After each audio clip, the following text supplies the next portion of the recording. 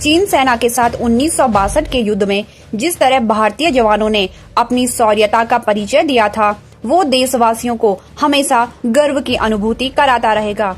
आज हम एक ऐसे जांबाज भारतीय सैनिक जसवंत सिंह रावत की कहानी बताने जा रहे हैं, जिन्होंने 72 घंटे तक अकेले बॉर्डर पर चीन की विशाल सेना से लोहा लिया और 300 चीनी सैनिकों को युद्ध के मैदान में ढेर कर दिया। जी हाँ, इनका जन्म उत्तराखंड के जनपद पौड़ी गढ़वाल के बीरोखाल के बाड़ियो गांव में 19 अगस्त 1941 को हुआ था। 17 साल की उम्र में ही वो सेना में भर्ती होने के लिए चले गए थे, लेकिन तब कम उम्र के चलते उन्हें नहीं लिया गया। हालांकि 19 अगस्त 1960 को जसवंत सिंह को सेना में बतौर राइफलमैन शामिल कर लिया गया। भारतीय सेना में एक नाम है जसवंत सिंह रावत। 1962 में चीन के साथ भारत की जंग में उन्होंने ऐसी मिसाल पेश की कि 1962 से अब तक जसवंत सिंह को अपनी सेवा से रिटायर्ड ही नहीं किया गया है। जी हाँ, हिंदुस्तानी फौज का यह राइफलमैन आज भी सरहद पर तैनात है। उनके नाम के आगे कभी स्वर्गीय नहीं लिखा जाता है। उन्हें आज भी बाकायदा पोस्ट और प्रमोशन दिया जाता है, यहाँ तक कि छुट्टियाँ भी दी जाती है। इस असाधारण बहादुर जवान का मंदिर भी बनाया गया है। उसकी सेवा में भारतीय सेना के 5 जवान दिन रात लगे रहते हैं। वे उनकी वर्दी को प्रेस करते हैं, जूते पॉलिश करते हैं और सुबह शाम नाश्ता और खाना देने के साथ रात को सोने के लिए बिस्तर लगाते हैं। जिस चीन सेना के खिलाफ जसवंत सिंह ने मोर्चा खोला था, वही चीन सेना आज भी उनके सामने झुककर प्रणाम करते हैं। दरअसल 1962 की जंग में महज 17-18 साल के जसवंत सिंह ने चीन के सामने हिमालय सा अडिग होकर 72 घंटे तक खड़े रहे। इस जंग में चीनी सेना अरुणाचल के सैला टॉप के रास्ते हिंदुस्तानी सरहद पर सुरंग बनाने की कोशिश कर रही थी।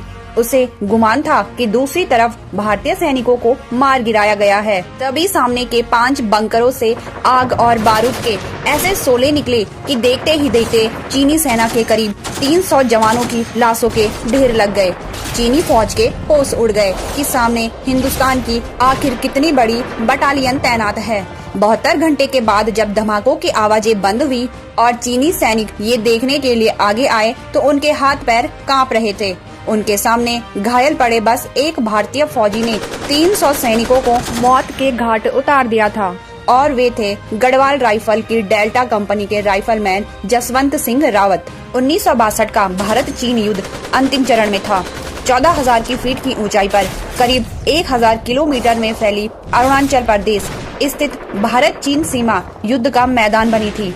इस इलाके में जाने से लोगों की रूह भी कांपती है, लेकिन वहाँ हमारे सैनिक लड़ रहे थे। चीनी सैनिक भारत की जमीन पर कब्जा करते हुए हिमालय की सीमा को पार कर अरुणाचल प्रदेश में तवांग तक आ पहुँचे थे।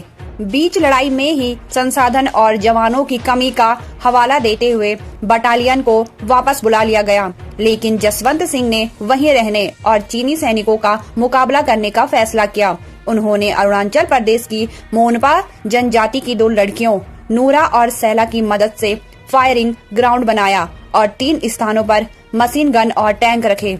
उन्होंने ऐसा चीनी सैनिकों को भ्रम में रखने के लिए किया ताकि चीनी सैनिक यह समझते रहे कि भारतीय सेना बड़ी संख्या में है और तीनों स्थानों में हमला कर रही है। नूरा और सैला के साथ साथ जसवंत सिंह जाकर हमला करते रहे।